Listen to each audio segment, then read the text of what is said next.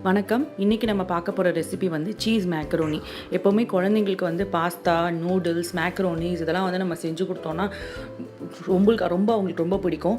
But இதுவே வந்து நம்ம கெச்சப்போ இல்லை சீஸோ சேர்த்து நம்ம செஞ்சு கொடுத்தோம் அப்படின்னா கண்டிப்பாக அவங்க வந்து பிளேட்டை ஃபினிஷ் பண்ணிட்டு தான் கொடுப்பாங்க. அந்த மாதிரி நான் இன்றைக்கி சிம்பிளான ஒரு ரெசிபி எப்படி பண்ணுறதுங்கிறத பார்க்கலாம்.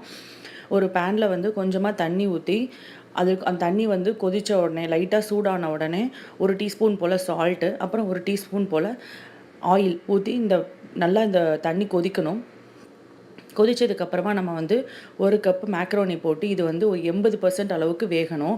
ஃபுல்லாக வேக வச்சிட வேண்டாம். 80% அளவுக்கு வெந்தால் போதும். மூடி போட்டு வேக வைங்க. அப்பப்போ கிளறி விட்டுக்கோங்க திறந்து. ஏன்னா வந்து மேக்ரோனி அடி பிடிச்சிக்கிறதுக்கு வாய்ப்பு இருக்குது. ஸோ அப்பப்போ திறந்து விட்டு கிளறி விட்டுக்கோங்க.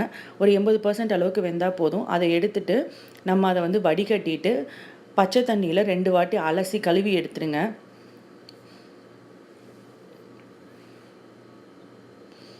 இது அப்படியே இருக்கட்டும். நம்ம வந்து இப்போ மசாலாஸ் ரெடி பண்ணிடலாம். ஒரு ஃப்ரை பேனில் கொஞ்சம் ஆயில் ஊற்றுங்க. இந்த ஆயில் சூடானதும் 1 டீஸ்பூன் வந்து ஷாஹி ஜீரா, நீங்கள் நார்மல் ஜீரகமே சேர்த்துக்கலாம். அப்புறம் 2லேருந்து 3 பல் பூண்டு பொடியாக நறுக்குனது. அப்புறம் 2லேருந்து 3 பச்சை மிளகா, அதுவும் பொடியாக நறுக்குனது. இதை நல்லா வதக்கிக்கோங்க.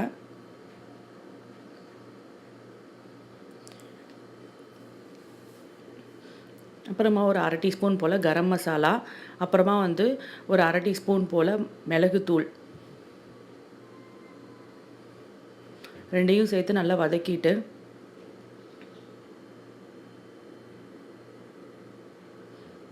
ஒரு 2 மீடியம் சைஸ் தக்காளியை நான் மிக்சியில் அரைச்சி எடுத்திருக்கேன். அதையும் நம்ம இதோட சேர்த்துக்கலாம். தக்காளி வந்து பச்சை வாசனை போகிற வரைக்கும் வதக்கிக்கோங்க. வதக்கினதுக்கப்புறமா வந்து நம்ம வெங்காயம், ஒரு பெரிய வெங்காயம் பொடியாக நறுக்குனது, இதையும் சேர்த்து வதக்கிக்கோங்க. வெங்காயம் வேகிற அளவுக்கு வதக்கினா போதும். வதக்கினதுக்கப்புறமா வந்து நம்ம பொடியாக நறுக்கின காய்கறிகள், நான் இன்றைக்கி வந்து கேரட்டும் கேப்சிகம், அதாவது ரெட்டு, எல்லோ, அப்புறம் வந்து பச்சை க்ரீன் கலர் கேப்சிகம் 3யுமே சேர்த்துருக்கேன்.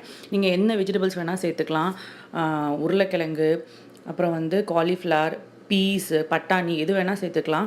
மூடி வச்சு இந்த வெஜிடபிள்ஸ் வந்து வேகணும்.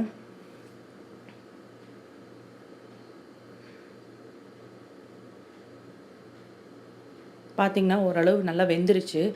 இது வெந்ததுக்கப்புறம் நம்ம வந்து இதில் மயோனைஸ் சீஸ் சேர்த்துக்கலாம். இது வந்து 2 டீஸ்பூன் போல் நான் சேர்த்துருக்கேன். நீங்கள் இன்னும் க்ரீமியாக, இன்னும் வந்து சீஸியாக சாப்பிடுவீங்க, குழந்தைங்களுக்கு இன்னும் சீஸியாக பிடிக்கும் அப்படின்னா இன்னும் கூட நீங்கள் வந்து மயோனைஸ் சீஸ் சேர்த்துக்கலாம். நீங்கள் ஷ்ரெட்டட் சீஸு, மொசரோலா சீஸ் எது வேணால் சேர்த்துக்கலாம்.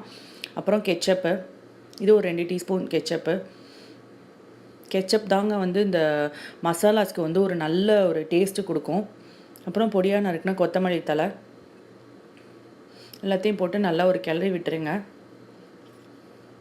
நான் வந்து இன்றைக்கி வந்து ஆரிகானோ சீசனிங் ஹர்ப்ஸ் இருக்கும் இல்லையா, லீவ்ஸ், அதை வந்து நான் சேர்த்துருக்கேன். இதுக்கு பதிலாக நீங்கள் வந்து கஸ்தூரி மேத்தி கூட சேர்த்துக்கலாம். இது சேர்க்கலனாலும் ஒன்றும் இல்லை. இது வந்து ஒரு ஃப்ளேவருக்காக தான், இது ஒரு நல்ல ஒரு ஃப்ளேவர் கொடுக்கும் அப்படிங்கிறதுக்காக தான்.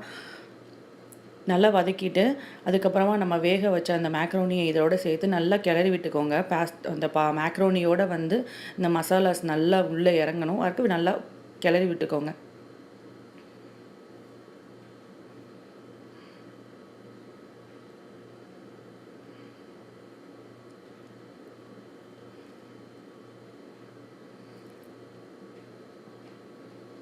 அவ்வளோதாங்க, மேக்ரோனி சூப்பராக தயாராகிடுச்சு. குழந்தைங்களுக்கு இதை சர்வ் பண்ணுங்கள்.